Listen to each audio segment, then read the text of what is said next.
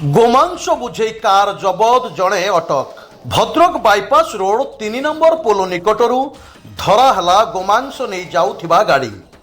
ଆଜି ସକାଳୁ ଏକ କାର ଯୋଗେ ଗୋମାଂସ ଚାଲାଣ ଖବର ପାଇଥିଲେ ଭଦ୍ରକ ଗ୍ରାମାଞ୍ଚଳ ଥାନା ପୋଲିସ। ଏହି ଗାଡ଼ିଟି ଧାମନଗର ଆଡ଼ୁ ଭଦ୍ରକ ଆସୁଥିଲା। ବଡ଼ କୌତୁହଳର ବିଷୟ ଦର୍ଶକ ବନ୍ଧୁ, ଏହି ଗୋମାଂସ ବେପାରରେ ଜଣେ ଲିପ୍ତ ଥିଲା ଛଦ୍ମବେଶୀ ସାମ୍ବାଦିକ। ଗାଡ଼ିରେ ପ୍ରେସ୍ ଲେଖି କରୁଥିଲେ ଗୋ ଚାଲାଣ। ଭଦ୍ରକ ଗ୍ରାମାଞ୍ଚଳ ପୋଲିସ ଗୋରକ୍ଷକଙ୍କଠାରୁ ଖବର ପାଇବା ପରେ ନଳାଙ୍ଗଠାରୁ ପିଛା କରି ଭଦ୍ରକ ବାଇପାସ ରୋଡ 3 ନମ୍ବର ପୋଲ ନିକଟରେ ମାଡ଼ି ବସିଥିଲା ଏବଂ 4 ବସ୍ତା ଗୋମାଂସ ଜବତ କରିଥିଲା।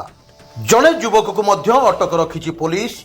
ଯୁବକ ଜଣକ ଧାମନଗର ଅଞ୍ଚଳର ଶେଖ ଗୋଲାମ ବୋଲି ଜଣାପଡ଼ିଛି। ତେବେ ଏହି ଚାଲାଣ ପଛରେ କାହାର ହାତ, ପୋଲିସ ତଦନ୍ତ ଜାରି ରଖିଛି।